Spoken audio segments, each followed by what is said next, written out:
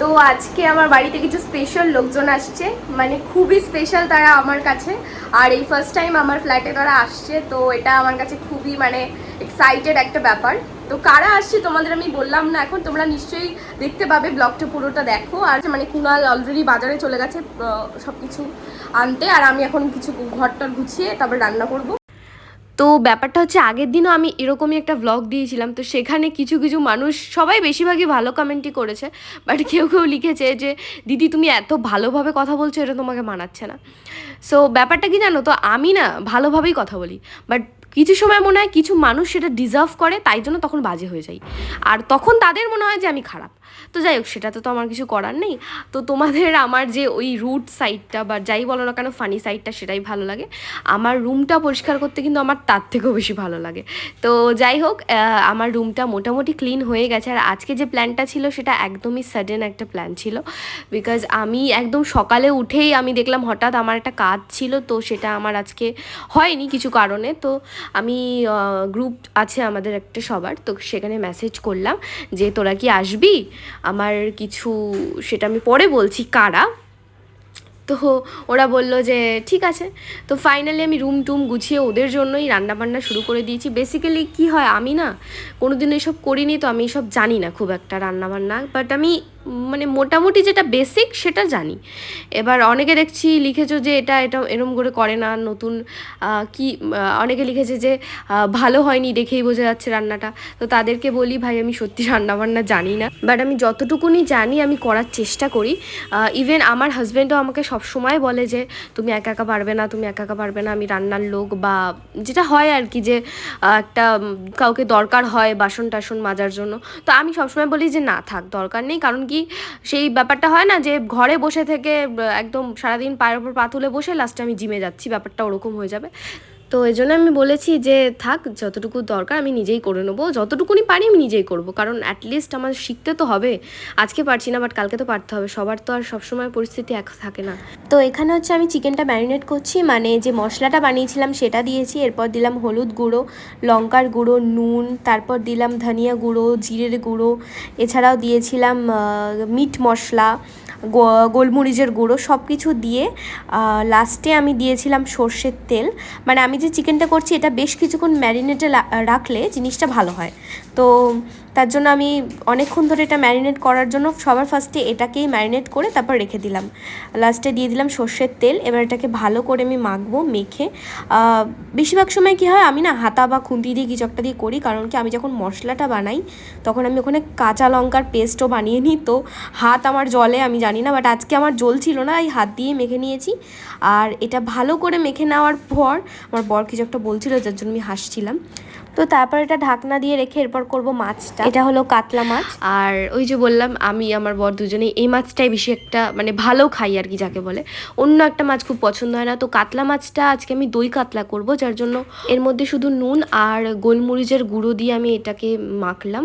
তারপর এটার জন্য যে মশলার পেস্টটা সেটা তৈরি করব। ফার্স্টে দিয়েছি একটু সাদা তিল, তার উপর দই আর একটু কয়েকটা কাজু দিয়ে এটা আমি মিক্সিতে একটু ঘুরিয়ে নেব, যাতে একদম দইটা ফেটিয়ে নেওয়া যেটাকে বলে সেটা হয়ে যায়। তো তারপর আমি কড়াই গরম করে সেখানে একে একে আমার যে কাতলা মাছটা যে আমি ম্যারিনেট করে রেখেছিলাম সেটা তেল গরম করার পর আমি দিয়ে দেবো একটা একটা করে। আর আমি খুন্তি দিয়েই দিই, কারণ কি আমার মনে হয় যে তেল ছেটে। একজন আমাকে জানিয়েছে যে নুন দিয়ে নেবে, বাট আমি ওটা ভুলে গেছিলাম, নুন দিয়ে নিলে নাকি তেল ছেটে না। যাই হোক, আমি একটা একটা করে কাতলা মাছ দিয়ে দিলাম। আর খুব একটা বেশি কড়া করে যে ভাজতে হবে তেমনটা নয়, মানে অনেকে আবার বলবে যে দিদি রান্না পারে না, তাও বড় বড় কথা, বাট সেটা না। আমি যেটুকুনি জানি, আমি দেখেছি যে খুব একটা কড়া করে ভাজতে নেই, অল্প করেই ভাজতে হয়। তারপর আমি আরেকটা সাইডে ডাল বসিয়ে দিয়েছি, যাতে তাড়াতাড়ি রান্নাটা হয়ে যায়। কাতলা মাছের জন্য আমি কিছু মশলা আলাদা করে সরিয়ে রেখেছিলাম, আদা আর পেঁয়াজ দিয়ে একটা পেস্ট, সেটাই দিয়ে দিয়েছি। আর তার সঙ্গে দিয়ে দিয়েছি দই, যে ফ্যাটানো দইটা ছিল সেটা। তারপর অনেকক্ষণ কষানোর পর যখন এরকম লাল লাল হয়ে এসছে তখন জল ঢেলে দিয়েছি, আর ঝোলটা ফুটে গেলে তারপর আমি মাছগুলো একটা একটা করে মানে আস্তে আস্তে দিয়ে দিয়েছি। দেন কালারটা কিছুটা এরকম এসছে, লাস্টে গরম মশলা দিয়ে আমি নামিয়ে দিয়েছি। তারপর এখানে আমি আমের ডাল করেছিলাম, সেটাই ফোড়ন দিয়ে দিলাম। ডালটা একটু ঘন হয়ে গেছে সেটা আলাদা ব্যাপার।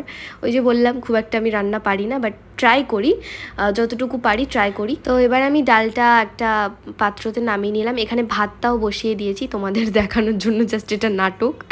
তো এখানে আর একটা কড়াইতে আমি এবার তেল গরম করে আলুগুলো দিয়ে নিচ্ছি। এটা হচ্ছে মাংস, মানে চিকেন করব সেই আলু। এরপর আলুগুলোকে দিয়ে এক এক করে আমি হলুদ, তারপর নুন, ব্যাস এটা দিয়ে তারপর আলুগুলোকে আমি ভেজে নিলাম হালকাভাবে। ভেজে এই আলুগুলোকে একটা জায়গায় নামিয়ে নিচ্ছি একটা একটা করে। এরপর কড়াইতে আবারও তেল গরম করে আমি যে ম্যারিনেট করে যে মাংসটা রেখেছিলাম সেটা একটু একটু করে দিয়ে দিচ্ছি। মানে খুব একটা ভালোভাবে আমি পারি না, যার জন্য অল্প অল্প করে দিয়ে দিচ্ছি, তাও খুন্তিতে করে। তারপর ভাবলাম না হচ্ছে না, দিন কাভার হয়ে যাবে, দরকার নেই, তাই পুরো একবারে ঢেলে দিয়েছি। আর ভাত নামানো আমার কম্য নয়, তার জন্য আমার বরকে বলেছি যে তুমি প্লিজ ভাতটা নামিয়ে দাও। তো ভাত নামানোর পর এটা দেখলাম যে একটু একটু এটা সেদ্ধ হয়ে গেছে, আবারও ঢাকা দিয়ে রেখে দিয়েছি। তারপর আবারও পাশে আমি একটা কড়াইতে তেল গরম করে সেখানে আমি দিয়ে দিচ্ছি সর্ষে, কাঁচা লঙ্কা না সরি শুকনো লঙ্কা দেওয়ার এখানে কথা ছিল, বাট শুকনো লঙ্কা শেষ হয়ে গেছিলো, তো শুধুমাত্র সর্ষেই দিয়ে দিলাম। তারপর এখানে দিয়ে দিলাম ছোট ছোট টুকরো টুকরো করে কাটা আম, এর মধ্যে দিলাম নুন আর হলুদ গুঁড়ো, তারপর জল দিয়ে দিলাম যতটা প্রয়োজন। এখানে করছি চাটনি, তারপর প্রয়োজন মতো চিনি দিয়ে দিলাম, মানে মিষ্টি অনুযায়ী। তারপর আমি ঢাকা দিয়ে দিলাম। তো এবার তোমাদের দেখাবো আমার স্পেশাল গেস্ট আজকে কারা। ভাই তুই তো তাড়াতাড়ি আসলি, একদম সবথেকে আগে আমি এসেছি। এত তাড়াতাড়ি র‍্যাপিডোতে আসছিস? বলছে না না র‍্যাপিডোতে আসছি। বাবলিকে কি ঠিক আছে নিজেদের লোক মানিয়ে নিতে তো করতে দিচ্ছে না, আমার হাত পা বাঁধা এখন। এরা কিন্তু আমি ব্লগে দেবো, হ্যাঁ হাত পা বাঁধা। এই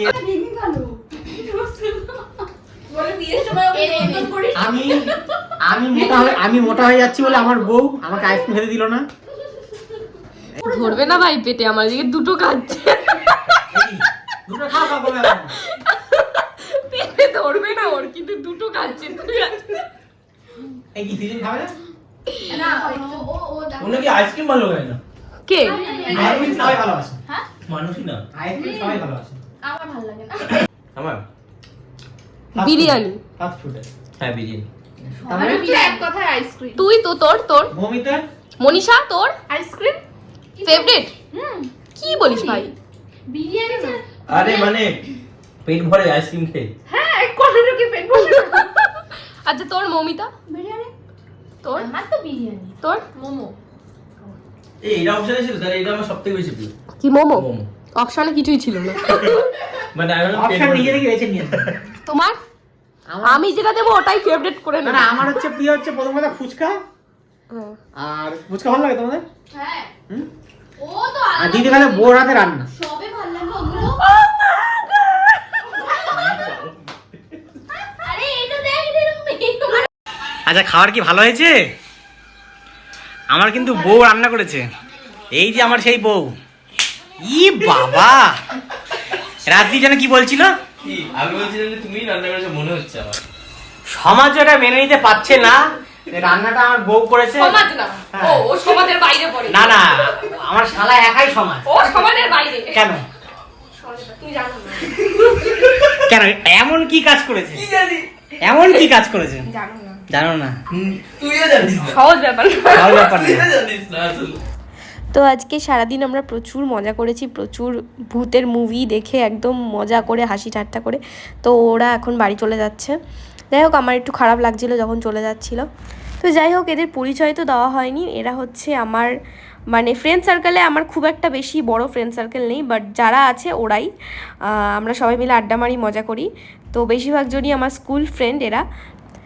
যাই হোক ব্লগটা ভালো লাগলে একটা লাইক করে দিও, আর ভালো ভালো কমেন্টস করো। হ্যাঁ আমি জানি আমার ভালো কথা কারোর পছন্দ হয় না, তবুও ভালোভাবে ব্লগটা করলাম। এনিওয়েজ টাটা সবাইকে।